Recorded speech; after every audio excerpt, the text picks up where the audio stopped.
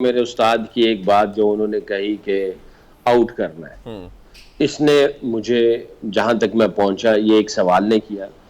दूसरा, मैंने अपनी वालिदा की दुआ का कहा आपको कि दुआ करो, और मैंने दुआ की, अल्लाह ने मुझे दूसरा एक डिलीवरी दे दी। तो मैं हमेशा कुछ ना कुछ डिफरेंट सोचता रहता था। फिर उसके बाद मैंने एक तीसरा डिलीवरी भी ईजाद की, जिसको जी। इंडियन कमेंटेटर्स ने जलेबी का नाम दे दिया। हाँ। और उसके ऊपर भी मैंने बहुत ज़्यादा आउट की, काउंटी क्रिकेट में भी और आईसीएल जो हुई उसमें भी। और जो लास्ट मैच हुआ अमेरिका में, सचिन तेंदुलकर को उस डिलीवरी पे मैंने आउट किया, क्योंकि वो मेरे जहन के अंदर था कि कोई नई चीज़ लेके आ जाए इनोवेशंस में। और तीसरी जो चीज़ थी, वो जो ये जो मैच जिसमें मुझे कुट पड़ी इतनी, इसने मुझे बहुत कुछ सिखाया। चौथा जो था ना, ये जो सचिन के साथ जो मैच हुआ, खैर मैच तो इंडिया के साथ था, तो उस मैच में जो मेन रोल था वो सचिन का था। जी। मैं ये समझता हूँ ये जो बैटल हुई है, जो लड़ाई हुई, और जितनी तगड़ी लड़ाई थी, दुनिया का बेस्ट बैट्समैन खेल रहा, और उसने मुझे याद पड़ता है कि सेकंड इनिंग, पहली इनिंग्स में तो जल्दी आउट हो गया, सेकंड जी। इनिंग्स में मेरा ख्याल है उसने 13 14 या 15 चौके मारे हैं मुझे। उसने बड़ा कूटा उसमें, यानी इसको अगर आप रेसलिंग में ले जाएं तो आप अंदाजा लगाएं कि उसने मेरे मुंह पे 14 15 ऐसे पंच मारे कि मेरा होलिया बिगाड़ दिया। मगर उस लड़ाई के अंदर, क्योंकि मेरा एक ज़हन बना हुआ था आउट करना है, आउट करेंगे तो ऐसे हो जाएगा, ये एक जी। ज़हन बना हुआ था। दूसरा ये था कि जो मैं उसके साथ लड़ता रहा, तो उसने मुझे बहुत कुछ सिखाया। मैं ये समझता हूँ, और मैंने अक्सर ये कहा कि तकदीर मेरी तरफ थी, यानी अल्लाह मेरी तरफ थे, और सचिन जो था वो खेल रहा था, क्योंकि अल्लाह ने मुझे जाहिर है एक वो उस मैच में इज्जत देनी थी। और एक टाइम पे ऐसा भी आया कि वसीम अकरम ने मुझे, मैं वसीम भाई के पास गया, मैंने कहा यार ये इसको तो सब कुछ पता चल रहा है, दूसरे का भी पता चल रहा है, आम बॉल का भी पता चल रहा है, ऑफ स्पिन भी समझ आ रही है, वो बड़ा अच्छा खेल रहा है और चौके भी मार रहा है मुझे। तो वसीम अकरम ने मेरी तरफ देखा और मुझे कहने लगा, यहाँ उस एंड से तू है, इस एंड से मैं हूँ, बाकी और कुछ मुझे समझ नहीं आ रही है। तो जब उसने मेरे कंधे पे रख के ये बात कही कि उधर से तू है, तो मैंने कहा बस, फिर कप्तान ये कह रहा है तो मैंने कहा इसके लिए जान जान भी हाजिर है, जितना उसको मेरे ऊपर कॉन्फिडेंस था। जी।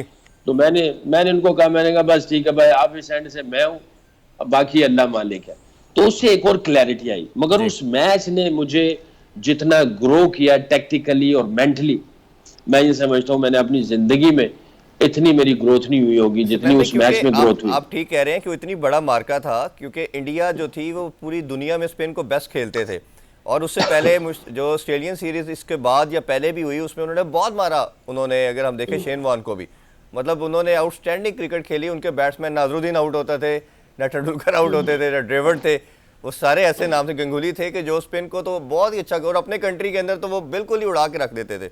तो मेरा ख्याल है उसमें 20 आउट किया आपने, और मैन ऑफ जी, और सीरीज भी मेरा रहे। बिल्कुल बिल्कुल आप सही फरमा रहे हैं, और मेरा ख्याल है कि अगर वो सारे बैट्समैन निकाल लिए जाए जी। तो वो, आप उनको इजीली कह सकते हैं, they were the best against the spinner of जी। ऑल टाइम के आप कह सकते हैं, क्योंकि उनके पास जो स्पिनर्स उनके खिलाफ भी आए, मुरली ने भी काफी उन जमाने में स्ट्रगल की, जी। और भी जो आते थे बेचारे पिट के वापस आ जाते थे। जी। बट आई थिंक वो, मैंने जैसे कहा ना कि मेरे अंदर एक आउट करने का एक जज्बा था, कुट इतनी खाली हुई थी, क्लब की रगड़ा लगा हुआ था, फिर ये था कि आउट करना है। और दूसरा ये है कि कैप्टन का जो रोल था वो बड़ा वाइटल था, जी। जी। वसीम जी। अकरम का, उसको मेरे ऊपर जो ट्रस्ट था। बाकी जो है, मैं ये समझता हूँ कि तकदीर ने भी मेरी तरफ जी। फैसला जी। किया, अच्छा, अल्लाह काफ़ी मेरी आपसे तरफ से। क्वेश्चन और करने हैं, मैं शॉर्ट शॉर्ट आंसर आपके लेता जाऊंगा। जी जी अच्छा, ये जी जी। बताइए कि किस बात खेल के आपको सबसे अच्छा लगा कि ये सबसे बेस्ट कैप्टन, और सिकलैन मुश्ताक को सबसे अच्छा यूटिलाइज उसने किया? डेफिनेटली वसीम अकरम था। ठीक है। बाकियों के स्पैन थोड़े थे और वो आए और चले गए, जैसे सईद भाई आए, जी। वो भी स्ट्रगल कर गए। इंजमाम भाई के साथ एक आधी मैच खेला, रमीज भाई है वो भी आए गए, आमिर सुहेल आए गए, इसी तरह चले, मोइन खान भी और राशिद लतीफ जी, भी। वो भी है। तो ज्यादा टाइम जो था, वखार यूनस भी, मगर ज्यादा टाइम वसीम अकरम के साथ उनके कप्तानी के अंदर खेला, बट उसको पता था कि मुझे किस तरह इस्तेमाल करना है। और टीम और में बेस्ट मेट आगे कौन था आपका, जब से ज़्यादा दोस्ती आपकी थी? रूममेट तो मेरा अफरीदी अफरीदी होता था, यूसुफ यूसुफ होता था, अजहर महमूद होता था, शोएब अख्तर होता था, ये सारे ये टोला लेकिन सारा इनमें से सबसे शरारती बेस्ट टोला। कौन था आपका, जिसको कहा जाए कि बेस्ट फ्रेंड के तौर पे आप समझते हैं कि सबसे अच्छा टाइम उसके साथ गुजरा? यार वैसे हम लोग सब इकट्ठे ही होते थे, हम ये नहीं कि किसी एक की तरफ निकल जाए, हम एक टोला बन जाता था सही। सारे और बड़ा एंजॉय करते थे। I think still we all are very close to each other, and हमारे बेस्ट फ्रेंड है एक दूसरे के भी। अच्छा, थोड़ा सा मैं मज़ीद आगे चलना चाहूँगा। आपको 2000 में विजडन क्रिकेटर का भी अवार्ड मिला, जो बहुत बड़ा एक इनाम समझा जाता है। उसके साथ साथ अच्छा, आपके कैरियर पे बात करें, मेरी काफ़ी प्लेयर से बात हुई और मेरा अपना मानना ये है कि जिस तरह की आपकी फतोहात थी, हमने बात की फास्टेस्ट 100 वगैरह 200, तो आप वो वाइड बॉलर हम समझते थे सारे पाकिस्तान के जो सारे रिकॉर्ड ब्रेक कर सकता है विकेट्स लेने के लिहाज से। बट अनफॉर्चुनेटली आप 49 टेस्ट खेले और 169 ओडीआई खेले, इसी तरह फिर आपकी इंजरी आ गई और फिर अच्छा ये बताइए, मेरा क्वेश्चन ये, एक तो खेले कम, इसकी रीज़न इंजरी थी, और दूसरा आखिरी जब आपका टेन्योर चल रहा था 2004-5 के पास, आपका लगा कि शायद बैट्समैन ने पिक भी करना शुरू कर दिया दूसरा। तो आप क्या रखते हैं कि रीज़न क्या बनी आपके कैरियर के ख़त्म होने की? देखिए, अगर ये कह दें कि बैट्समैन पिक नहीं करता तो ये गलत बात है। अल्लाह ने ये जो आंख दी है ये सब कुछ देख लेती है। आपने गलती करवानी होती है, डिसेप्शन, धोखा देना होता है जी। आउट करने के लिए, एक। नंबर दो, हमारे ज़माने में अनफॉर्चुनेटली ना कोई डॉक्टर सही था, ना कोई फिजियो सही था जो कि लुक आफ्टर कर सकता, ना हमारे पास कोई इतनी फैसिलिटीज़ थी, कम्युनिकेशन गैप था, मैन मैनेजमेंट नहीं थी, यानी बहुत हम पीछे थे, बहुत पीछे थे। और कम्युनिकेशन इतनी गैप था कि मैं हर्ट हो गया, मैंने जी। फिर वो दिल बर्दाश्ता होकर छोड़ के चला गया। मैं उसके बाद 3-4 साल काउंटी क्रिकेट खेला, वहाँ पे बड़ी अच्छी परफॉर्मेंस रही, हम चैंपियनशिप भी जीते, T20 क्रिकेट भी खेली, वो मैं खेलता रहा, फिर मैंने क्लब क्रिकेट भी खेली। मगर जाहिर है जब आप दिल छोड़ देते हैं और आपको रिस्पॉन्स सही ना मिले तो फिर आप दिल बर्दाश्ता हो जाते हो। उस जमाने में तो इतनी चीजें नहीं थी, तो मैं आई थिंक मैं खेल सकता था। अच्छा, एक ये भी शेयर कीजिएगा हमारे साथ कि आप जब इधर से छोड़ के शायद काउंटी के लिए गए तो आपको तब भी इंजरी थी, और मुझे याद पड़ता है आपने एक दफ़ा शेयर किया था शायद कि वो आप प्रॉपर फिट नहीं थे और आप डिप्रेस भी काफ़ी थे, बट बारिश होती रही और आप बैठे रहे। वो भी हमसे इंसिडेंट शेयर करें प्लीज़। हाँ नहीं, बहुत देखें, जब मैं आया ना इधर तो मुझे इंजरी तो दूसरे टेस्ट मैच में हो गई थी, नी की। तो मैं जब इंग्लैंड जाता था खेलने के लिए 97 में, 95 96, तो 95 के दूसरे टेस्ट मैच में इंजरी हो गई।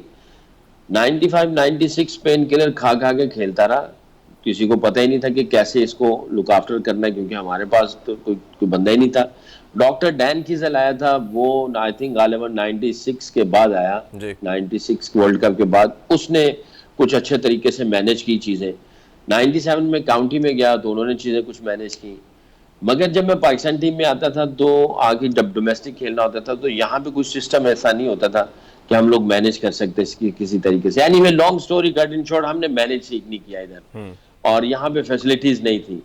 तो मेरे ऑपरेशंस हुए, और जब भी मैंने रेस्ट मांगने की कोई कहा कि भी मैं रिहैब कर लूँ या ये कर लूँ, अपना अपना लुक आफ्टर कर लूँ, रिहैब करूँ या मेरी ट्रीटमेंट दी जाए, उस वक्त मुझे ट्रीटमेंट नहीं मिली, जिसकी वजह से मैं बिल्कुल ही कोलैप्स हो गया। और जो मेरा लास्ट टेस्ट मैच था, मैं इंजमाम भाई के कमरे में ऐसे हाथ जोड़ के बैठा था, और उससे पहले जो मेरा जो इश्यूज थे मैं नहीं बताना चाह रहा। बहरहाल मैं इंजमाम भाई के कमरे में जाके ऐसे हाथ जोड़े, मैंने कहा इंजी भाई मैं फिट नहीं हूँ। अब इंजी भाई को कप्तानी मिली ही थी इंडिया के खिलाफ, तो इंजी भाई ने कहा यार तेरे तेरे अलावा मेरे पास कोई और चॉइस ही नहीं है।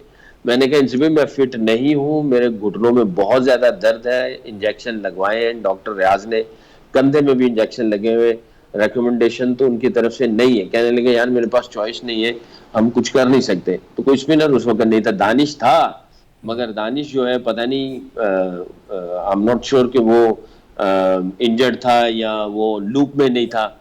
तो मुझे जबरदस्ती खेलना पड़ा। जाहिर है वो भी पाकिस्तान की इंटरेस्ट के लिए, उनको पता था कि इंडिया के खिलाफ जब भी सीरीज होती है तो मैं एक अहम रोल अदा करता जी। था।